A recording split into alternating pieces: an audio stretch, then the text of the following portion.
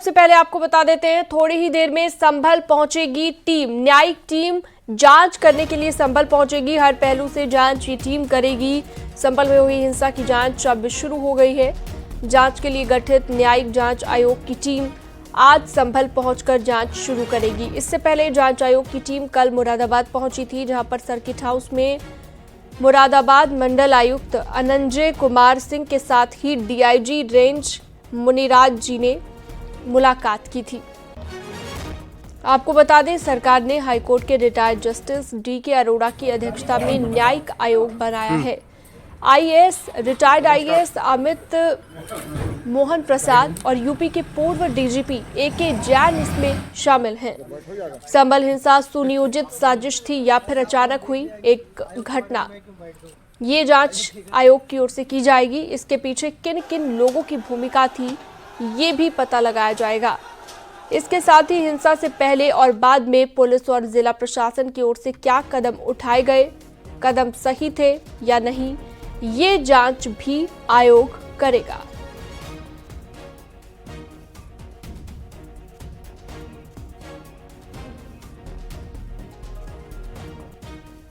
सुनील कुमार हमारे साथ जुड़ गए हैं संभल से लाइव, इस पर ज्यादा जानकारी के लिए।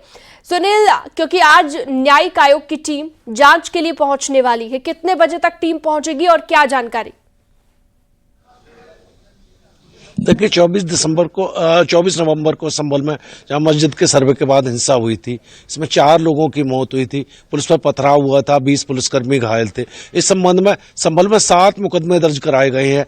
वहीं जहां पर पुलिस लोगों को गिरफ्तार कर रही है, कार्रवाई कर रही है, विपक्ष लगातार यहाँ स्थानीय प्रशासन पर हमलावर है या क्या अधिकारियों पर हमलावर है। विपक्ष का समाजवादी पार्टी का आरोप है क्या क्या अधिकारी इसके लिए दोषी हैं, जिसके लिए राज्यपाल ने एक जांच आयोग गठित किया है। जांच आयोग की 3 सदस्यीय टीम आज यहाँ संभल पहुंचेगी। कुछ ही देर में संभल पहुंचने वाली है, जहां पर इसकी जांच की जाएगी। वहीं मृतकों के परिजनों से भी टीम मिल सकती है। इसके अलावा उपद्रव स्थल जहां हम लोग खड़े हुए हैं, इसके ठीक पीछे ही जामा मस्जिद के पीछे माला जहां पर बड़ा उपद्रव हुआ था, उस स्थल पर भी जा सकती है, कोतवाली भी जा सकती है। आखिर इस हिंसा के पीछे कौन लोग हैं, क्या यह सुनियोजित षड्यंत्र था, किन लोगों ने हिंसा की है, कौन दोषी है, ये तमाम सारी चीजें आज जांच का विषय हो सकती हैं। जी ठीक है, बहुत शुक्रिया तमाम जानकारी के लिए सुनील आपका। संभल हिंसा में 50 और उपद्रवियों की पहचान हुई है। उपद्रवियों के पोस्टर लगाने की तैयारी है। अब तक कुल 300 उपद्रवियों की पुलिस ने पहचान की है। तो अब तक 300 उपद्रवियों की पहचान की गई है। उपद्रवियों के पोस्टर लगाने की तैयारी है और इससे पहले भी पोस्टर लगाए जा चुके हैं। अब बताया जा रहा है कि 50 और उपद्रवी जिनकी पहचान सीसीटीवी फुटेज के आधार पर हो गई है।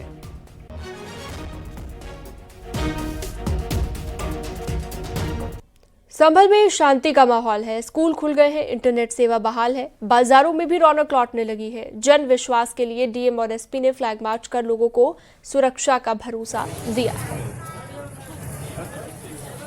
हमारा 163 लगी हुई है और हमारा सभी से अनुरोध है कि 10 दिसंबर तक कभी नहीं आए, क्योंकि माहौल शांतिपूर्ण है, सब दुकानें खुल चुकी हैं और इसी प्रकार की कोई समस्या नहीं है, लेकिन थोड़ी सतर्कता और संवेदनशीलता के तहत हमने सभी को मना किया है। लेकिन सर, जिस तरह से आने की कोशिश कर रहे हैं लगातार, लोकल एमपी को भी नहीं आने दिया जा रहा है। सभी उत्तरदायी लोग हैं, दायित्ववान लोग हैं, तो मेरा सभी से अनुरोध है कि वो जब भी आएँ तो आगामी अभी 10 दिसंबर तक रोक है, उसके बाद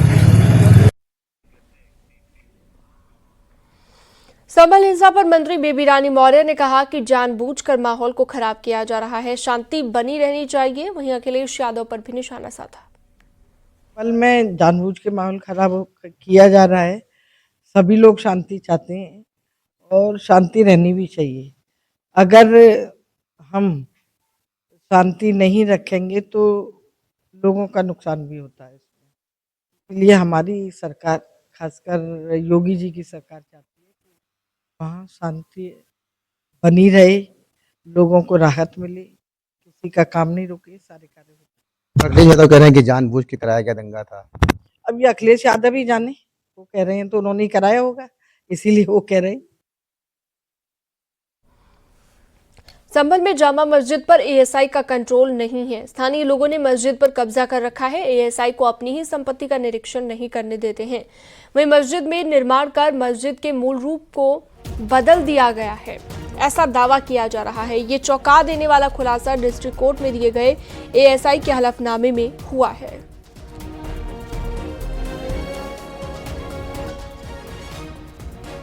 संभल में जामा मस्जिद के सर्वे के साथ ही चौंकाने वाला खुलासा हुआ है। यहाँ पर एएसआई के वकील ने संभल कोर्ट में हलफनामा दाखिल किया है, जिसमें कहा गया है कि जामा मस्जिद पर एएसआई का कोई कंट्रोल नहीं है। यहाँ पर यहाँ के स्थानीय लोग जो हैं, मस्जिद के आसपास के लोग, वहाँ पर सर्वे नहीं करने देते, निरीक्षण नहीं करने देते। वहीं जामा मस्जिद के स्वरूप को भी बदला गया है, वहाँ पर निर्माण कार्य किया गया है, अब वो पुरातन स्वरूप में नहीं है। तीसरी बड़ी चीज ये है कि यहाँ पर जामा मस्जिद की सीढ़ियों पर एक रेलिंग लगवाई गई है। स्टील की जो रेलिंग है, इसको नियमता नहीं लगाया जा सकता। दरअसल में एएसआई के संरक्षण वाली जो भी संपत्तियां हैं, उनमें या उनके आसपास 100 मीटर तक कोई निर्माण कार्य नहीं हो सकता, कोई खनन नहीं हो सकता, ये नियम है। मगर बावजूद इसके यहाँ पर जामा मस्जिद का कंट्रोल एएसआई के हाथ से चला गया है। एएसआई के वकील विष्णु कुमार शर्मा ने संभल कोर्ट में दिए अपने हलफनामे में ये सारी बातें कही हैं। इस मामले में एक 2018 में जामा मस्जिद कमेटी के खिलाफ एएसआई ने एक मुकदमा भी दर्ज कराया था जिसमें जो सीढ़ियां लगाने को लेकर था। हालांकि उसमें क्या हुआ ये तो बहुत साफ अभी नहीं है, लेकिन इतना तय है वहां जामा मस्जिद के स्वरूप को बदला गया है, वहां सीढ़ियां लगाई गई हैं और एएसआई को स्थानीय लोग सर्वे नहीं करने देते, वहां निरीक्षण नहीं करने देते उस जगह का। ये सारा इस हलफनामा में कहा गया है, जो बेहद चौंकाने वाला है। सुनील कुमार, न्यूज़ 18 संभल। कानपुर मेडिकल कॉलेज के 21 लोगों पर एफआईआर दर्ज की गई है। 2 डॉक्टरों समेत 21 के खिलाफ एफआईआर दर्ज हुई है। अधिवक्ता ने मारपीट का मुकदमा दर्ज कराया है। दस्तावेजों में छेड़खानी का भी आरोप लगाया गया। स्वरूप नगर थाने में मुकदमा दर्ज किया गया है। केस दर्ज कर मामले को लेकर जांच में पुलिस जुटी हुई है। अमित गंजू हमारे सहयोगी जुड़ गए हैं हमारे साथ ज्यादा जानकारी के लिए। अमित, क्या कुछ जानकारी है इस खबर को लेकर और लेटेस्ट अपडेट क्या है? देखिए शीनम जी, मैं बताना चाहूंगा ये सारा मामला 5 अक्टूबर 2022 के कानपुर देहात का, जहां आपसी रंजिश में कहीं मारपीट हुई, जिसमें 13 से 14 लोग घायल हुए थे बताए जा रहे थे, जिसके बाद पीड़िता को, राजकुमारी को, कानपुर के हेल्थ अस्पताल के लिए रेफर किया गया था। क्योंकि जिन लोगों ने पिटाई की थी ये आरोपी के वो दबंग लोग हैं, उनका नेटवर्क बहुत बड़ा था और उस दौरान उन्होंने हेल्थ अस्पताल में डॉक्टरों से साठगांठ की, जिसके बाद एक तो उनसे प्रॉपर इलाज नहीं हुआ और उसके बाद कुछ कर्मचारियों ने पैसे की विवाद की, जिस बात को लेकर डॉक्टर से वहां कहासुनी हुई, मारपीट हुई और मारपीट का आरोप लगाया और यहाँ तक कि उनके जो प्रिस्क्रिप्शन कागज है वो छीनने का भी आरोप लगाया। ऐसे तमाम आरोप लगाए, जिसके न्यायालय के जाने के बाद अधिवक्ता ने मारपीट, दस्तावेज में छेड़छाड़ का आरोप लगाया और पीड़ित ने कोर्ट की शरण में गया, जहां कोर्ट ने स्वरूपनगर थाने को आदेश दिया कि नुकरा मुकदमा दर्ज करे। स्वरूपनगर थाने में अब डॉक्टर सुबोध, डॉक्टर अशोक, कर्मचारी विनय, अमित, शालिनी, इन समेत 21 लोगों पर मुकदमा दर्ज हुआ और पुलिस जांच जुटी। जिस रात से ये मुकदमा लिखा गया, कल रात से, देर रात से, उसके बाद से डॉक्टर आज ड्यूटी पर नहीं और वो सब कर्मचारी नदारत है। ऐसे में जो हमारे सूत्र बताते हैं, पुलिस का कहना है कि एक बार जब वो ड्यूटी पे आएंगे, ड्यूटी चार्ट देखा जाएगा, तमाम ऐसी चीजें जो अभी जांच का विषय। मगर इन सबके बीच मारपीट के बाद, इस मुकदमे के बाद से हेल्थ अस्पताल के डॉक्टर्स में हड़कंप मचा हुआ है। जी शन। ठीक है, बहुत शुक्रिया तमाम जानकारी के लिए आपका।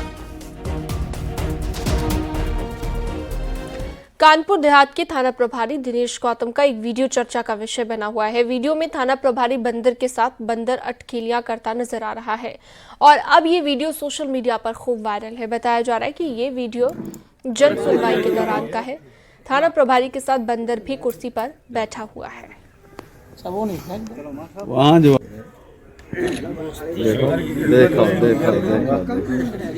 थोड़ा मत ला देना मुझे, अब खाम मत भाई, अरे खाम मत, अब दे दे मुझे ला। हरदोई में चोरों ने दुकान से जाल काटकर लाखों की नकदी चुरा ली। सेमरा चौकी के बगल के दुकान में ये चोरी हुई है। दुकान की छत पर लगे जाल को काटकर चोर दुकान में दाखिल हुए और 3 लाख कैश लेकर मौके से फरार हो गए। दुकानदार जब दुकान पहुंचा तो उसे सामान बिखरा हुआ दिखा। पीड़ित ने पुलिस चौकी पर तहरीर दे दी है।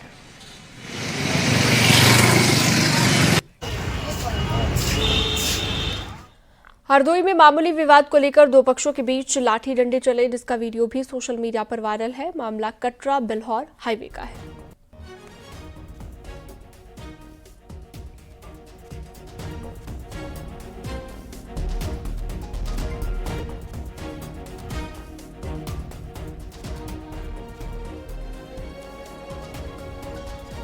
और अगली खबर है वाराणसी से। देश के पहले अर्बन ट्रांसपोर्ट रोपवे परियोजना का पहला चरण अगले महीने में पूरा कर लिया जाएगा। बड़ी खबर यह है कि 3 दिसंबर से रोप पुलिंग शुरू होगी। फरवरी में फाइनल ट्रायल होगा, यानी कि अब वो वक्त करीब आ गया है जब काशी को आसमान से निहारते हुए आप कैंट स्टेशन से गोंदोलिया तक पहुंच सकते हो।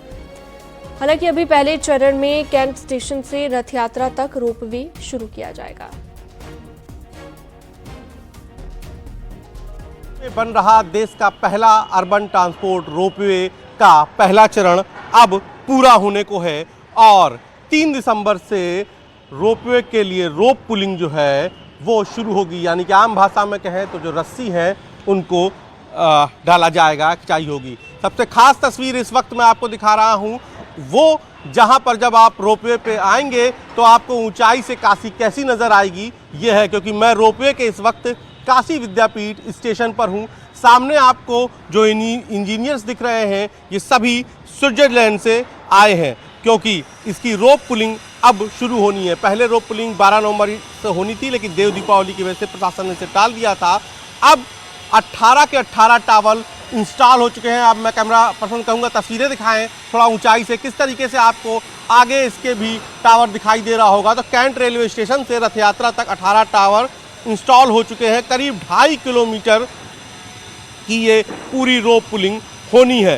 तो 2.5 किलोमीटर रोप पुलिंग के लिए स्विट्जरलैंड से विशेषज्ञ बनारस पहुंच गए हैं, जिनकी तस्वीरें भी मैं कैमरा पर्सन कहूँगा दिखाऊं किस तरीके से वो इस वक्त रोप पुलिंग की तैयारी कर रहे हैं। फौरी सर्वे पूरा हो चुका है और रस्सी खिंचाई दिन के उजाले में होगी, 3 दिसंबर से होगी। तो हर टावर पर 5 तरह का रोप होगा, यानी कि सबसे पहले 1 मिलीमीटर मोटी फाइबर रोप को ड्रोन से पुल करेंगे जो काफ़ी पतली होगी। उसके बाद चूंकि बड़े ड्रोन का इस्तेमाल करने के लिए भारतीय विमानपत्तन प्राधिकरण से भी अनुमति लेनी है, इसलिए NHLML यानी कि national highway logistic management limited छोटे ड्रोन का प्रयोग करेगा। ड्रोन रस्सी को टावर पर मौजूद विशेषज्ञ तक पहुँचाएगा। बारी बारी से 3 मिलीमीटर, 12 मिलीमीटर, 26 मिलीमीटर और 52 मिलीमीटर मोटी रस्सी लगाई जाएगी। रोप को नियंत्रित करने के लिए भारत माता मंदिर रोपवे स्टेशन के सामने, यानी कि जहां मैं खड़ा हूं, वहां पर 70 मीटर लंबा प्लेटफॉर्म ये बनाया गया है जो रोप की पुलिंग करेगा। तो ये 70 मीटर प्लेटफॉर्म पर करीब 20 दिन में ये प्रक्रिया पूरी होगी, जिस हिसाब से माना जा रहा है कि फरवरी में ट्रायल रन हो सकता है। तो अब तस्वीर एक भव्य रोपवे के स्टेशन के रूप में सामने आ गई है। कैंट, काशी विद्यापीठ और रथ यात्रा का जो रोपवे के स्टेशन का काम है वो पूरा हो चुका है। पंकज नक्शा, न्यूज़ 18 वाराणसी।